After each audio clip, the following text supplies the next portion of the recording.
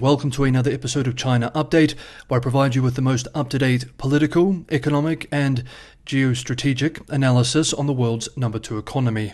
My name is Tony. Let's jump in. Okay, happy Saturday everybody. It's the weekend, so it's normally a very foreign policy focused episode, and today is no exception, and we're looking primarily at several major developments in EU-China relation. We normally also talk about ideology, but this episode was already looking quite long, and I've had a lot of feedback about the lengths of episodes, so I'm trying to keep them under 15 minutes if possible, and certainly under 20 minutes. So I'm going to take the ideology part, and if there's time, we'll release another episode tomorrow and do a special Sunday episode with that and other developments from the week. But for today, let's focus on EU-China relations and then move on from there. So let's briefly move through the salient developments on this front from this week. On Tuesday, China's ambassador to the EU, Fu Cong, criticized the EU's values-based foreign policy, to use his words, which risks creating a lot of rivals, and that it's mind-boggling that the EU views China as a rival. The Chinese diplomat made the comments at an event hosted by the China-Europe International Business School in Brussels, expressing, quote, "Some will argue that China does not share EU values. If this logic follows, then the EU will have a lot of rivals, because from the Middle East to Africa, from Asia to Latin America, there are many countries who obviously do not see eye to eye with Europe when it comes to values.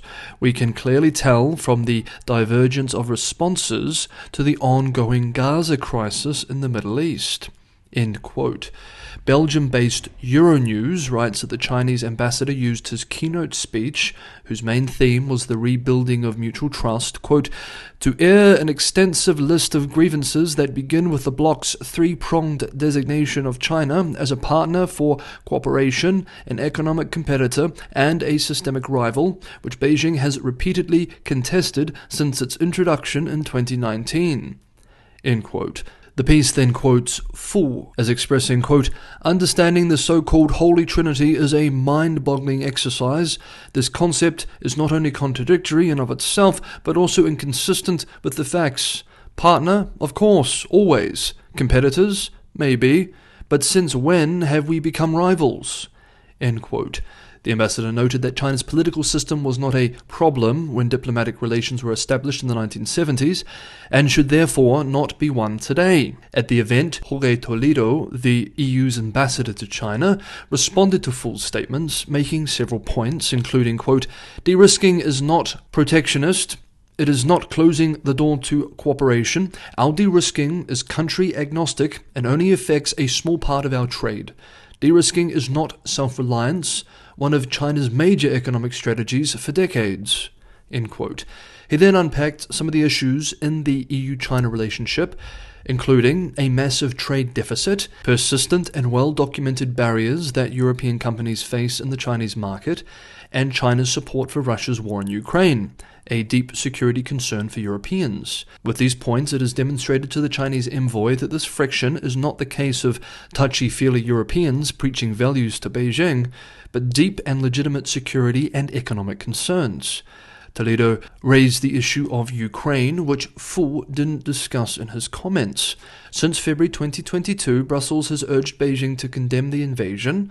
Toledo pointed out what, from the European perspective, is a hypocrisy with all of this, expressing, quote, "Territorial integrity has always been a key principle for China in international diplomacy. Its own territorial integrity is the reddest of lines. Russia's war of aggression against Ukraine is a blatant breach of this principle. It is very difficult for us to understand China's double standards stance." End quote. He went on to express, quote, "I cannot emphasize enough how damaging for China's image and reputation in Europe is the position chosen in Beijing on the Russian war in Ukraine." End quote. Toledo then added, on top of all this, that values do still indeed matter as well. Quote, "I know that Chinese interlocutors and friends don't like that we describe part of our relationship as a systemic rivalry. But as I say, it is a description and a fair one. We are indeed rivals. Our values and our beliefs are different on many subjects, including democracy and the universal character of human rights. The way in which we as Europeans view our relationship with China will probably not change any time soon, I'm afraid." End quote. We will return to this high-level macro concern in a moment, but first, two smaller developments to cover on the EU-China front. We remember that in October, the European Union initiated an anti-subsidy investigation into Chinese electric vehicles. Starting from the 4th of October, which we covered at the time, the EU required that all manufacturers that export China-made EVs to the EU submit certain information in the form of questionnaires. On Thursday of this week, China complained that the European Union is using an unfair sampling result and opaque process in its inquiry into subsidies for Chinese electric vehicles. A Commerce Ministry spokesperson at a regular press event said that the EU did not use data representing the largest auto exporters to the bloc and instead picked 3 Chinese automakers in its sampling, adding that this may violate the World Trade Organization's rules and EU laws that discriminates against Chinese electric vehicle companies. The probe has also raised opposition within the EU itself. In an interview this week, Germany's transport minister said that Germany could suffer if the EU slaps additional import duties on electric vehicles made in China, with any protectionist move risking retaliation from China. We noted this dynamic within the EU some time ago on China Update, that among pro-protectionist voices championed by the French and anti-protectionist voices championed by the Germans. Meanwhile, this week the European Union Chamber of Commerce in China, based on a recent survey of its members, has called on Beijing to clarify cross-border data transfer regulations it considers too vague or too strict, as they have created challenges such as higher costs for companies doing business in China and adding to a long list of complaints that European companies have against discrimination in the market. The survey findings show that 96% of 54 European companies on the Chinese mainland surveyed have transferred data to overseas headquarters or regional offices, which the Chamber argue poses a relatively low risk to data security for China. Meanwhile, only 6% of the companies have transferred what Beijing deems important data outside of the mainland. More than 80% of the respondents want Beijing to clarify what important data encompasses, while 59%, almost 2/3, would like to see clearer definitions of personal information. 13% said that they had postponed investment or product-related decisions due to China's data rules. Chinese financial media outlet Caixin, reporting on the Chamber report, writes that in recent years, China has stepped up its efforts to protect data security, setting up a legal regime for data exports. Starting September last year, companies seeking to transfer data overseas must apply for a security assessment from the country's top cybersecurity watchdog, the Cyberspace Administration of China, CAC, if they trigger regulatory thresholds. Quote, "These security assessment requirements, coupled with other data regulations, have increased compliance costs for around 60% of the companies surveyed. Results also show that 41% of the firms are under pressure to localize their data, information technology systems, or operations." End quote. Now, returning to the topic of high-level security concerns in the EU-China relationship, late in the week, European Commission President Ursula von der Leyen, across 2 speeches in Berlin, warned the EU's 27 member states to accelerate de-risking economic ties with China or face the economic consequences. Speaking to German lawmakers, she expressed, quote, "Entire industries and value chains for which China used to rely on the rest of the world are being increasingly relocated domestically. Many European investors like to call this in China for China. However, this only works until European companies are squeezed out by Chinese competition or get caught up in political turmoil. Geopolitics and geoeconomics need to be considered even more closely together and dealt with on a European level." End quote. She then moved to the issue of the EU's record €400 billion trade deficit with China. Quote, "The calculated and declared result of China's trade and security policy." End quote. Adding, quote, "China's declared strategy is to reduce its dependence on the world and at the same time increase the world's dependence on China. This process is in full swing. China has been systematically buying up mines for critical raw materials for over 20 years. End quote.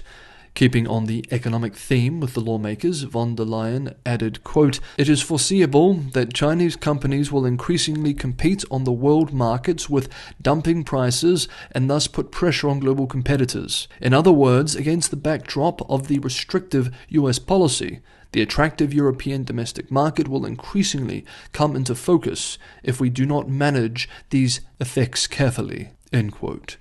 In a separate speech the same day to German think tanks, von der Leyen raised foreign policy concerns too, expressing, quote, "Russia's war will define our mutual relationship for the years to come. China says it upholds the UN Charter, but it does not distance itself from Russia's war of aggression," end quote. Adding, quote, "So how do we respond to that? I believe the way forward is to keep engaging with Beijing so that its support to Russia remains as limited as possible," end quote. In the current political environment in Beijing, how much of this, that is, the Toledo and the von der Leyen comments, is sinking in for Chinese policymakers? On the eve of a special EU-China summit in December, which von der Leyen will attend, several reports indicate that Beijing is not taking European concerns seriously. We recently observed that US-based Rhodian Group senior advisor Noah Barkin wrote that EU officials have come away frustrated from a series of high-level visits to Beijing in recent months. People who took part in these discussions, Barkin observes, said their Chinese interlocutors were stuck on old talking points, lashing out at the United States and complaining about the EU's 4-year-old description of China as a systemic rival, while dismissing European concerns about overcapacity in a wide range of Chinese industrial sectors that Brussels views as a growing threat. He cites one EU official involved in the summit preparations as saying, quote, "The Chinese system seems incapable of acknowledging our concerns, let alone addressing them," end quote. If Beijing fails to address these concerns, the risk is, of course, that the EU will continue to be pushed closer to the United States and its much more hawkish policy to compete with China, something which Beijing certainly does not want to see. Next up, Chinese netizens mock ultra-nationalistic pundits. Hey everyone, if you're getting some value from today's episode, don't forget to hit that like button, liking, sharing with people who you think would also get some value, and subscribing. Only 50% of regular viewers are subscribed, are all big helps for the channel. It allows the channel to grow, which allows me to continue pushing forward with these episodes every day. And for anyone who can help keep the channel financially sustainable, this channel relies primarily, almost entirely, on subscriber support to keep going. This is essentially a second full-time job for me, and so that support is very useful to keep going. Patreon and Buy Me a Coffee links are in the description below. As always, thank you so much, everybody, for the ongoing support. Now, it's the weekend, so let's end with something a little lighter and maybe a bit more fun.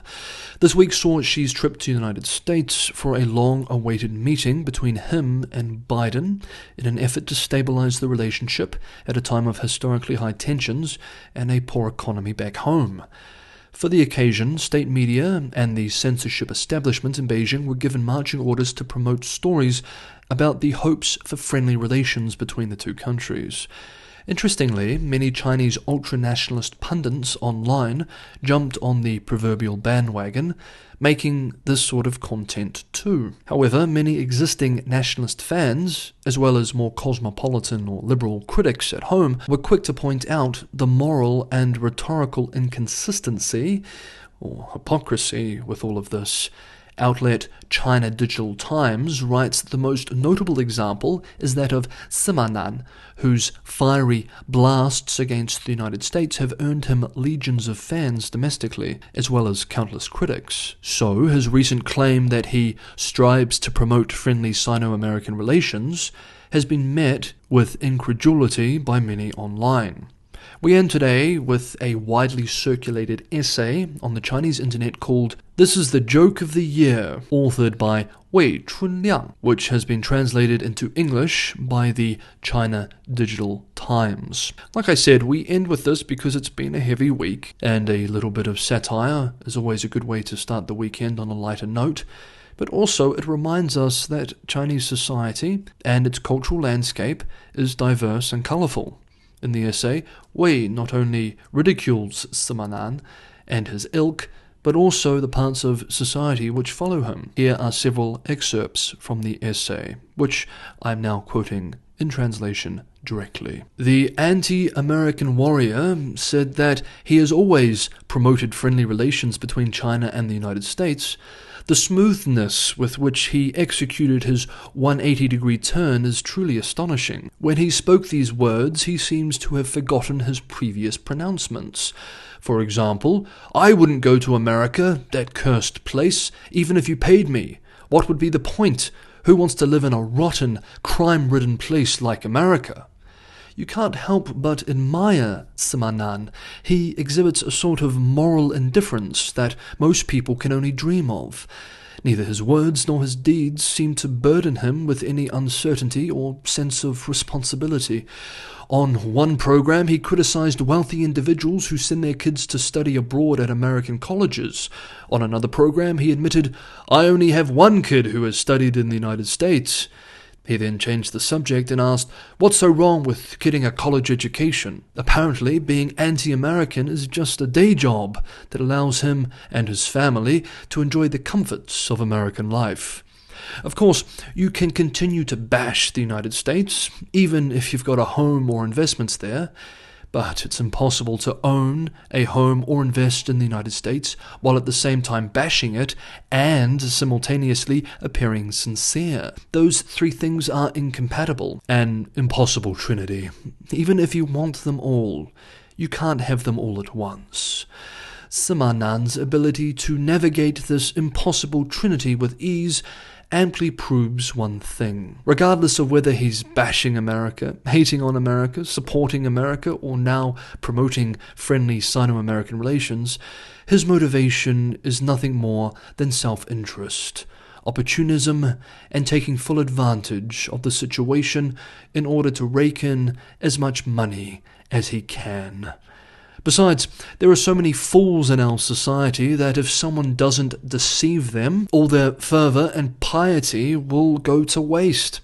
Anyone willing to toss some cheap off-brand sausages into their hungry mouths will be treated as a god at the feast. Not only will they bow their heads and serve you, they will also compose hymns to your worship. Here ends the direct quote and today's episode of China Update. I hope you all have a wonderful weekend. There may be an extra episode tomorrow. I haven't taken a break for about 3 weeks, so I may need to take the time, but if there is time, I will endeavour to put up an extra episode because there is a little bit more from this week we need to cover. So I will see you either tomorrow or on Monday.